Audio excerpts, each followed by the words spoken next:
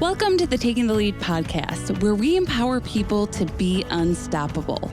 I'm Christina Hepner with my co-hosts Leslie Haskins and Timothy Cuneo. We have a lot of things happening on campus coming up this month and in September and October, the busyness of the holiday season, I feel like. You know what's crazy is we always say, like, when it slows down, we'll do this. And it never really slows down. Campus is busy. The summer is a busy time for us to do tours and get people and show them around our campus. And we've got Lions summer visits happening. And yes. Timothy, you've been up here for Lions summer visits before, right? Oh, yeah, it's a great event. They fly in a bunch of Lions, one for like a Friday, then they have a meeting on Friday, Saturday, then everybody goes home. Yet they have a new shift of people come in every day, and it's a great event to teach them about Leader Dog and let them see what we do up there. Yeah. And Lions, for people who don't know, Lions Clubs are huge supporters of ours. We were founded by 3 Detroit area Lions Club members. And so around the world, Lions Clubs are really big supporters. So we love to be able to bring them to campus. And sometimes that's their first time that they're there and can actually see firsthand all the work that goes into it. Yeah, and the results of their effort. So it's wonderful to get people on campus. And I know the Lions have some fun traditions. They do, is it, Timothy? Like chili and donuts? Chili and donuts, oh my gosh. Do you know how that started or why that happened or why? I think they started way back when, and now it's just a tradition, so they always had it. And I saw a guy last year pour his chili on his donut. I don't know about that. I know, it's funny. Every year I've been invited down to try chili and donuts, and I can't get myself to do it. I mean, I definitely stopped by for a donut. I'm not going to miss out on that. Well, it does go together, Christine. Does so it? The combination, I just think it throws me off. Well, you eat the chili, and then the donut kind of, mellows everything out. So you need to try it. I'm serious. It really works really well. Yeah, well, maybe I'll head down there this year. Don't eat 7 of them. Yeah. Oh. It is a fun tradition, and the Lions love it. And our kitchen actually makes it all from scratch. Oh, yeah. And it is very good. I have not combined the two, but I have had them both separately, and they're delightful. And then I remember during COVID, when we couldn't have people on campus, the Lions did virtual summer visits, and they sent everybody a can of Hormel chili and a Krispy Kreme's donut gift card or something like that. Yeah. I thought that was really cute, super creative. Well, the secret is that they have donut holes go with it. So I put the donut hole back into the donut. So It is very cool, but that's just one of the events that takes place. And there's a couple weekends in the summer that's happening. So people are coming and going. We're having clients come share their stories so that you can hear firsthand the impact of the efforts. Yeah. But then we also have, Cane Quest coming up, where we partner with the Michigan Department of Education Low Incidence Outreach to host that. We also have a Low Vision Expo that's going to take place in September, and local service providers such as ourselves and others get together on campus, and we just kind of open it up for people to come learn. So exciting things happening. Yeah, it's a busy time on campus because we always think, this is kind of the kickoff to the end of the year, and people think it's crazy when we say August is kind of really that kickoff of the busy end of year season. It gets crazy, and it happens so quickly, but it's a wonderful, wonderful stuff. And today we are here to highlight a client who was actually featured in this year's Dinner in the Dark. Yes, today we're joined by Krista Webb. Krista is a deafblind advocate, wife, mother, and proud white cane user living with Usher syndrome. Through wood-burning art, she shares stories that reflect the diverse low vision and blind community. When Krista is not creating, advocating, or hitting the gym, you'll find her traveling or camping as she is always up for an adventure. Good morning, Krista. It's great to have you on the podcast this morning. Do you mind reminding our listeners what is Usher syndrome? Hello. Thanks for having me. Usher syndrome is a rare genetic disease that causes both hearing and vision loss, and sometimes balance issue. And there's no cure. When did you first get diagnosed with Usher syndrome? Or just if you don't mind telling us a little bit about your journey with vision loss and hearing loss. Yeah, I don't mind. I'm 37, almost 38. And at age 19 in 2006 is when I was diagnosed with Usher syndrome. So I was born deaf or hard of hearing. I like to tell people I'm deaf without my hearing aids.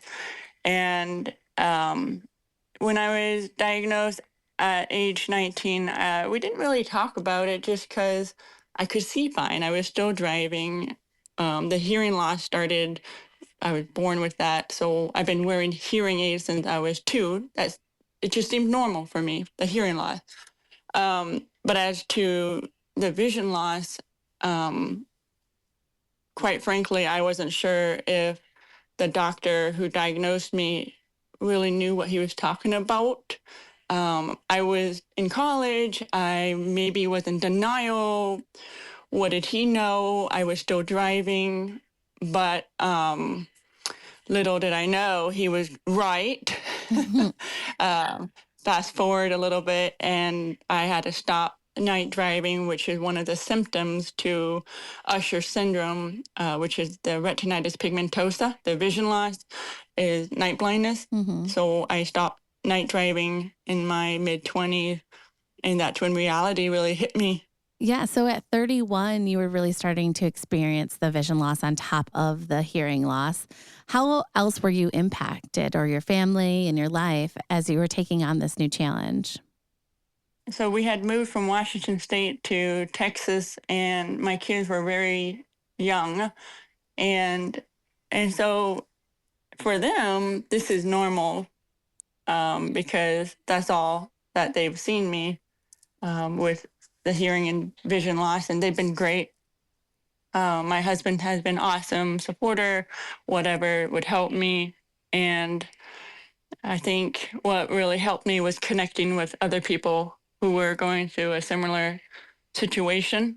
It's such a gray area because I'm not completely blind, but I can see, but I can't see. It's like that gray area. Same thing with my hearing loss. I can hear, but then I can't hear in certain areas, certain times. So a lot of people go through that with their losing of their vision. I had the same issue. So how long did it take you to realize that it was time for you to go get some training at Leader Dog? So it happened maybe a year after I hung up my driving keys and became legally blind. I had the opportunity to travel solo to go meet my brother's newest first kid in Washington State, and I was in Texas. And I thought, okay, well, let's go ahead and I had this cane, so I thought I would bust it out for the first time, and I have to say, I felt powerful, like the cane was a Harry Potter wand, magically parting the crowd as I moved. But when I reached the gate, a flood of emotion hit me. Like, I recognized the independence it gave me, but I did not like the attention it grew. So after that trip, I rarely used my cane, only when traveling with family, when I knew I wouldn't run into anyone I knew. But then 3 years later, a girlfriend of mine invited me to join her for O&M training at Leader Dogs for Blind. And I applied a little after she did, so I actually ended up meeting with another friend there. And the two of us completed our O&M training together. And it's been a game changer. Yeah. And we talk about it all the time that there's such a community when you come to Leader Dog and you meet people, but you met people beforehand. So how did you find that community for yourself? Because I know a lot of the times when clients come to campus, they say, this is the first time I'm meeting someone who is going through what I'm going through. So how did you find your community?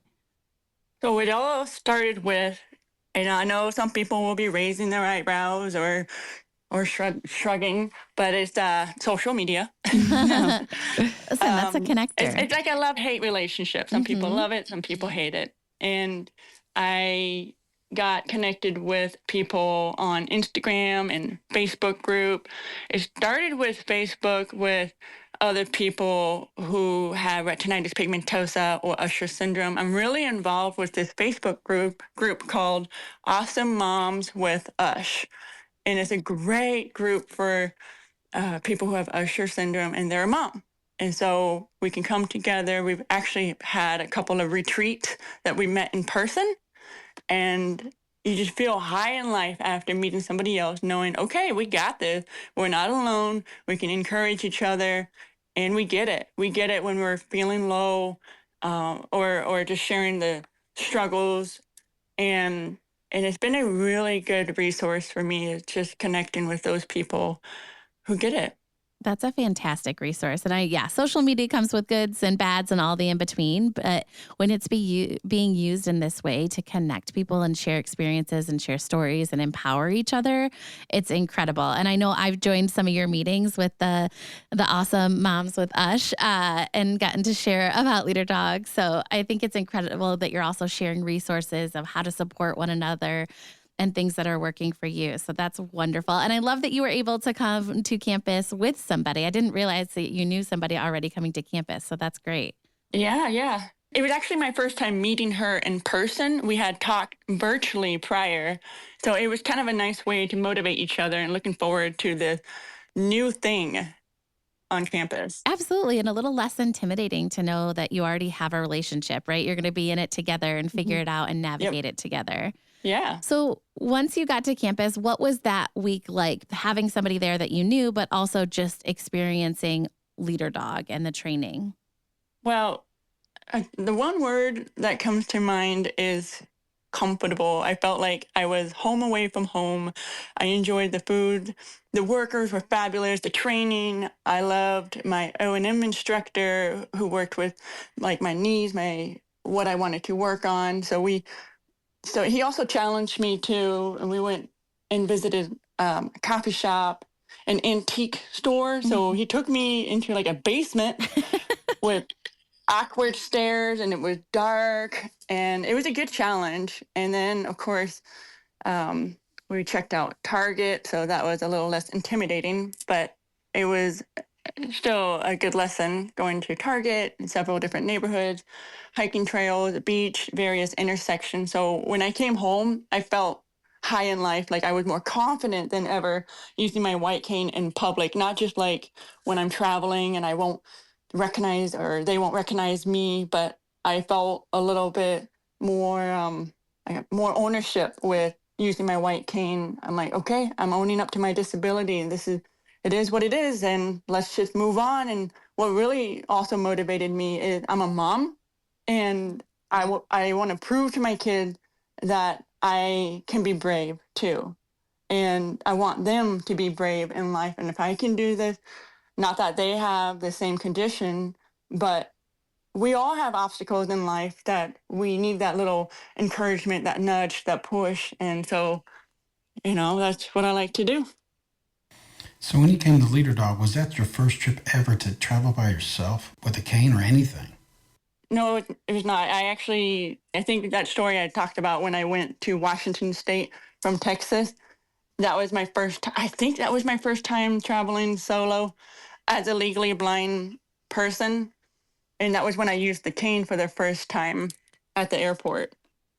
And you're right. Traveling with the cane can bring all sorts of emotions for people. It can be a really positive experience. Like you mentioned, like the Harry Potter and it's, parting of the seas, and it does that. And it helps people recognize like, hey, this person might want some additional support or may need some help, or just, hey, maybe stay out of my way. But other times it does feel like it's drawing a lot of attention. And so it can be a very big mix of emotions. So thank you for sharing your story and kind of feeling more empowered after having the training and experience using the cane. And again, with your support network that you've built, I think that is a really, really key piece to people feeling empowered and supportive, to know that you're not alone.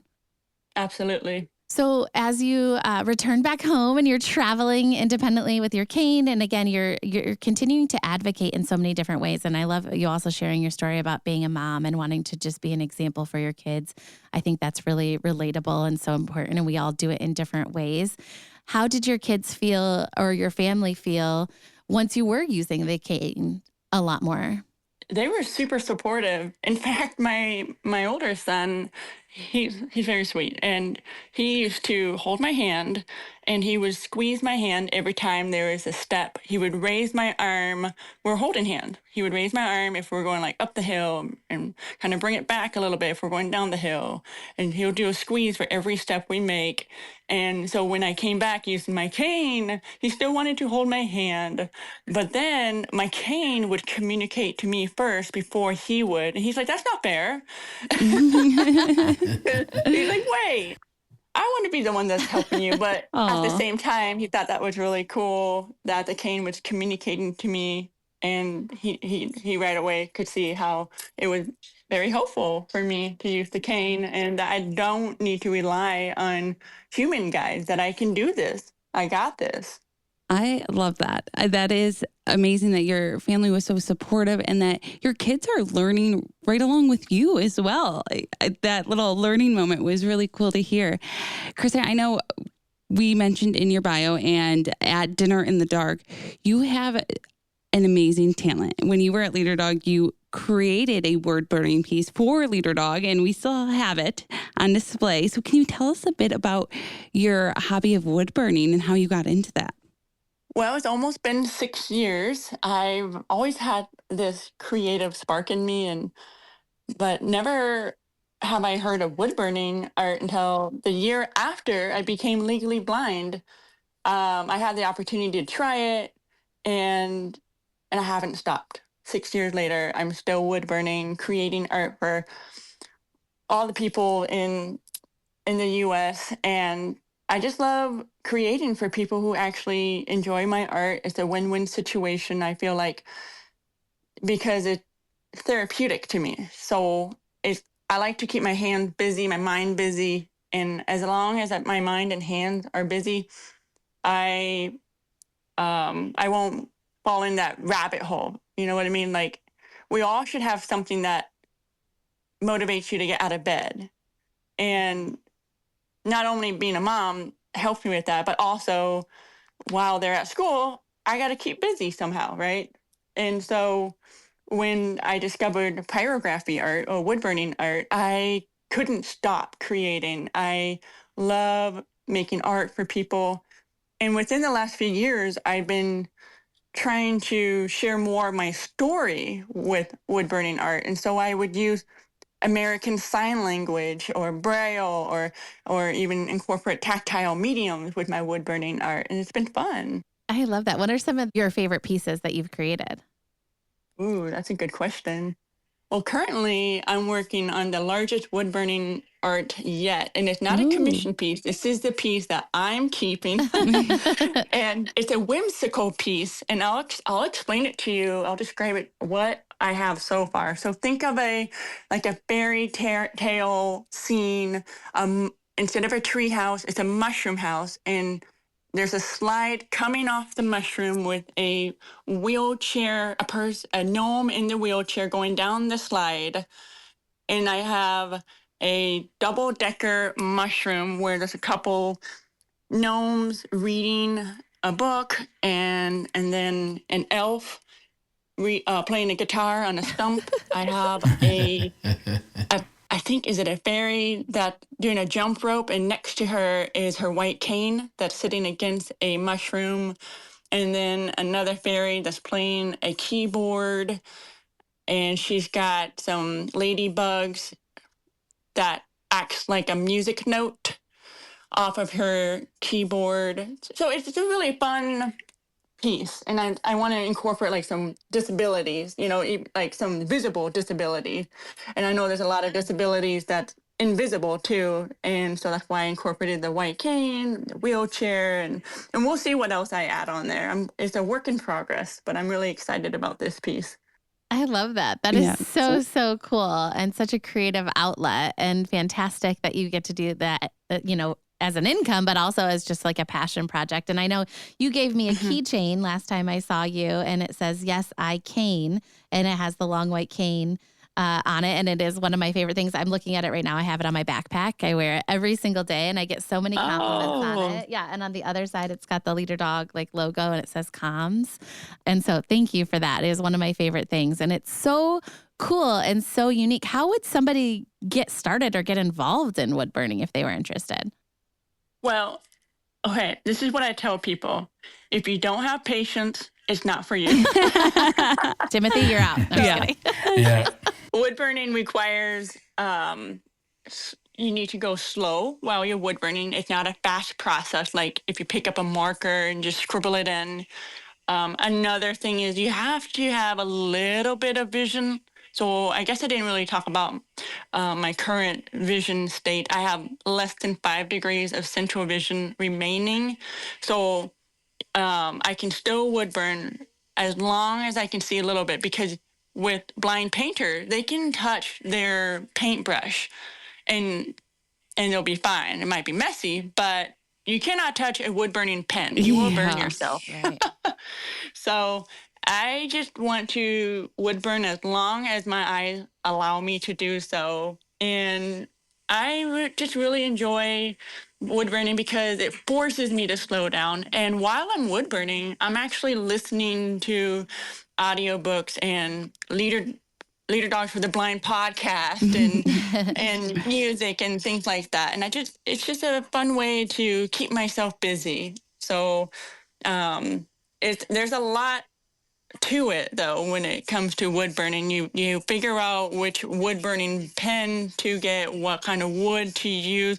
There's a prepping involved with sanding, making sure the wood is smooth, and then what finishes to use, and if you want to add a stain or if you want to torch it at the end. And I mean, there's all kinds of, and then I could just bore you guys to just talking about wood burning. You can tell I get pretty excited about it when people ask me about wood burning. So I really enjoy it, and I just hope that spark continues. I just really like it. Yeah. And Krista, you share your wood burning pieces on your Instagram. Do you want to share your Instagram handle with people if they want to follow you? Yeah, it's blindlove.woodburning. Yes. So definitely follow Krista because I love looking at all of the pieces that you do and what you share on there. It's very cool and unique to see. Yeah, it's fun. I like to show people that, hey, I am legally blind and I can still create fun pieces like this. And at the same time, I'm also educating that, blindness is a spectrum. Most people don't realize that. I was in that ignorant boat and I didn't know that most blind people can see something. Absolutely. Well, Krista, everybody thinks you come to leader dog and you're going to eventually end up with a dog. And we know dogs are not for everybody. So why do you choose not to have a guide dog? Well, there's a few reasons. I already feel here. I'll list the 3 reasons why I choose to be a cane traveler for now. 1, I feel confident with my white cane, so I just don't feel that I need to challenge that. 2, I've heard some horrid stories with friends bringing their guide dog to restaurants in Uber cars where they get turned away, and that constant stress, wondering, are you going to get accepted? Are they going to allow you to come here? And then 3, I have a pet dog who may get jealous, and he's my buddy. Yeah. So just, I will reconsider getting a guide dog when my dog does die.